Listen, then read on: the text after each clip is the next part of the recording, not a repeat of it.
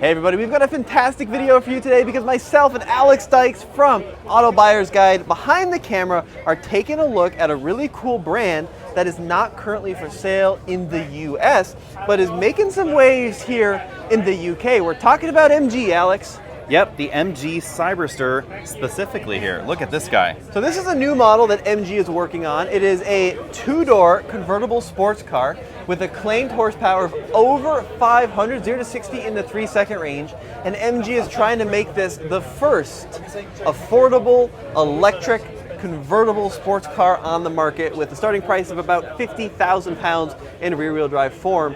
What do you think of an MG convertible, Alex, with full electric power? I'm thinking I want the 65,000 pound version that's going to have dual electric motors, over 530 horsepower, and supposedly goes 0 to 60 in under or around 3 seconds. That's definitely very attractive. So, this is going to be a lot cheaper than that Tesla Roadster that we keep getting promised, but never hasn't actually been delivered. They sent one to space, though, They send it to space, they just don't send it to your driveway.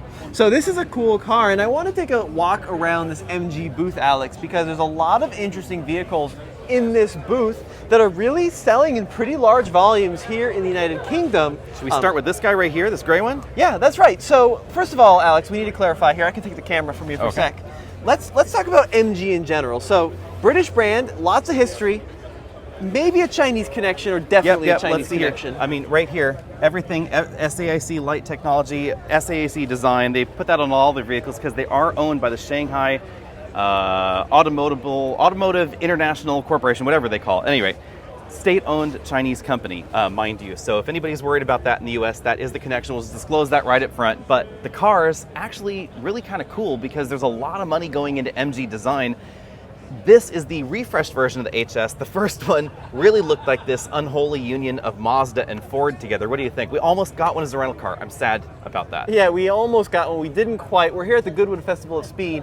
This one, though, has been refreshed for 2023. This is giving me some kind of Lexus vibes here with the swooshes, and I think it's a really, actually solid, good looker now. So, according to the research we've done, which granted is pretty minimal, this competes with vehicles like the CR-V, the Tiguan here. And there's a Peugeot. Yeah, Peugeot, the 3000 series, etc. Maybe a RAV4, something like that. As far as roominess goes, we did squeak several people in the back in the rental car, and the back seat is about the same size. So that was pretty good. So we got to get the elephant out of the room, right? Because in the past, Chinese automakers have been known for having designs that are pretty derivative. Yes, that's a good way of saying copying. And this HS is a slightly older design. And there are certain things in here which I think we could describe as pretty derivative, like this steering wheel. Let's call this an homage. An homage, Alex. That's the fancy way. This is like a Mark 6 Golf steering wheel. The Very way much. These buttons are incorporated. Yes. Super sport, Alex. And what do you think of the sheer number of stalks? We've got the headlight and turn signal here. We got cruise control down there. What do you got over on the other side? Here we got our wiper controls. Lots of stalks, push button start on the right side. That kind of reminds me of a GM Cadillac start-stop button. The 2 light there. Air vents, very Mazda, Mercedes, yeah. And this, very GM as well. Very Mazda here. Yep, very Mazda. These toggles, kind of Mercedes maybe? Kind of GM, yeah, a little GM. Yeah, well, this definitely Buick-y. This is like the Buick copy of BMW's shifter. So it's like the copy of the copy of the copy. So look, I think it's fair to say the inside of this car is pretty, to put it friendly, derivative of other cars that we've seen. I think it's not offensive. I think it's like generally attractive. Like the bits are squishy. The carpet in that rental car had like 30,000 miles on it, and there was a huge hole in the carpet. So durability a little questioning there. But I like the style and the price tag. How much cheaper is this? Unbelievable. So this starts at like 23,000 pounds.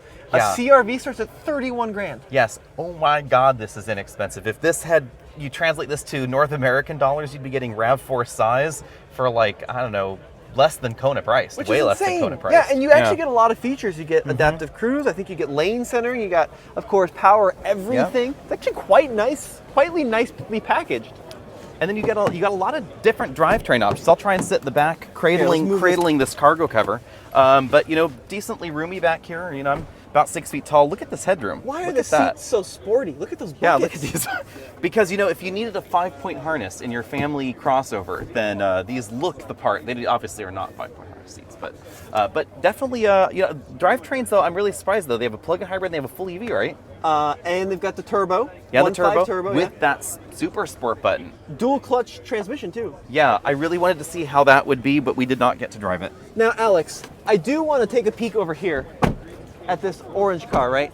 Yes. Because this is the MG4. This is the EV Trophy extended range model. And this is sort of like MG styling things the way they want to style, having their own styling direction. And I don't find as much that's derivative on this car. I really like these headlights, the really sharp, pointy ones. These are really cool reflectors. The LED lights are on the bottom, and then they fire up at these little reflectors, kind of a la Mercedes style. Is that how that works? So that's the lights are pointed up? Lights are pointed up back at this reflector. That's a really cool look there. And then all the cool accents and stripes and the sharp, pointy thing. So it feels like this is new generation of MG. Yeah. Want to hop on the inside, see what the inside's like? Dude, this car is cool. Like, check out the inside of this thing. So there is almost nothing that we could call copied on the inside of this. Yeah, the style gives me some sort of general Volkswagen-y, maybe Scandinavian vibes, but it's not directly copied. It's a really kind of an interesting steering wheel with these little joysticks on there. We do have very Volkswagen-like turn signal stock, though, and like windshield wiper stuff. Small screen there. Big screen back here. Now, what's interesting is this finally has better software. That other MG we were in earlier, that software looked really bad. The rental car that we were in earlier, but this one actually seems to be quite different. Apple CarPlay and Auto. And a novel center console thing here with this charging mat up top and this flat storage area below. It's actually, I think it's really cool. And I really love the attractive square thing. steering wheel. Yeah. And then we got to check out the rear design, because that's the coolest part of this car, if you ask me. So, want to check out the back seat first? Yeah. Let's see how the back seat is, because I haven't sat in this before. Oh,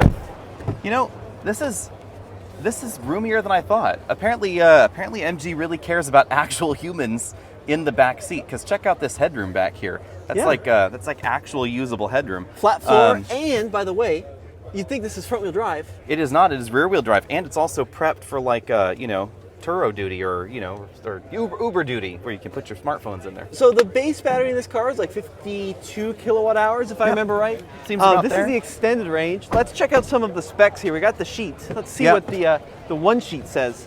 So, grab it off the dash here. So WLTP combined 270 miles, which is a little optimistic.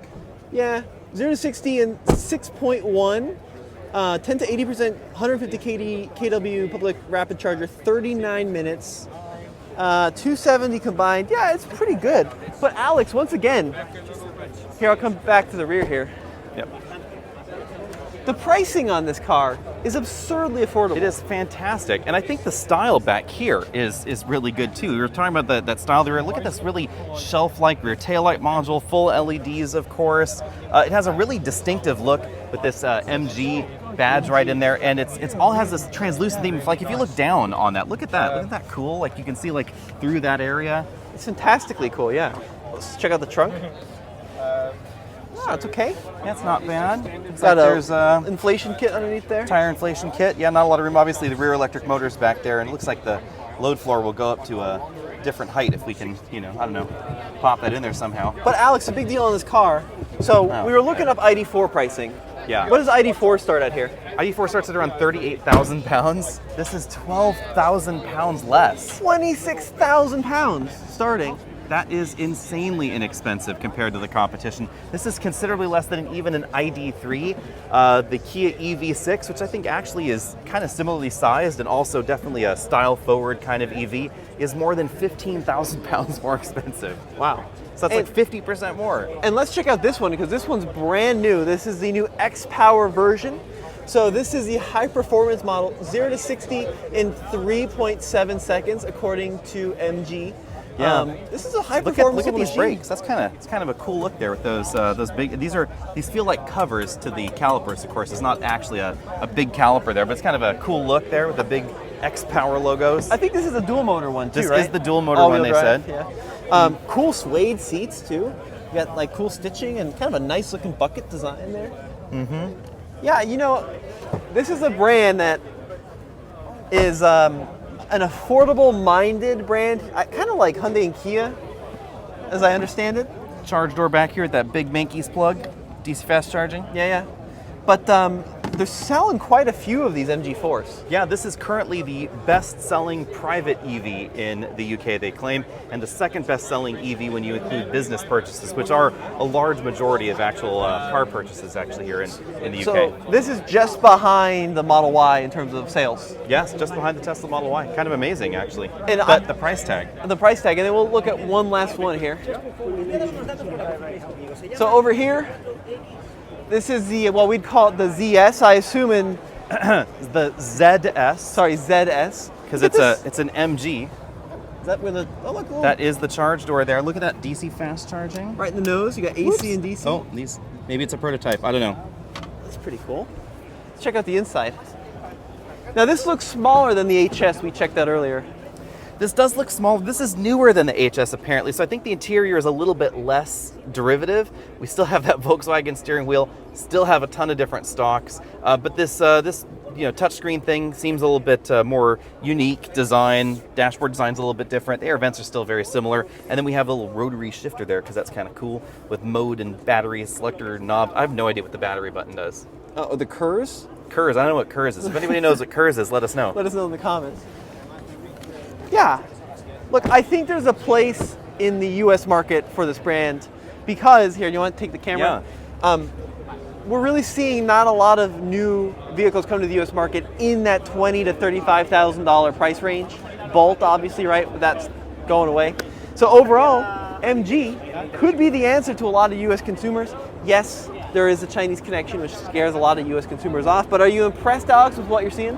I am actually pretty impressed. Keep in mind that price tag. This is not, ID4, it's not EV6, it's not Ioniq 5, but it's also, 25, 30% less expensive. So that's a pretty big difference. Which is a big difference. Well, guys, let me know what you think. Alex, thank you for your help today. This has been a ton of fun here at the Goodwood Festival of Speed. Got a lot more coverage coming. We'll see you in the next one. Okay. Sweet.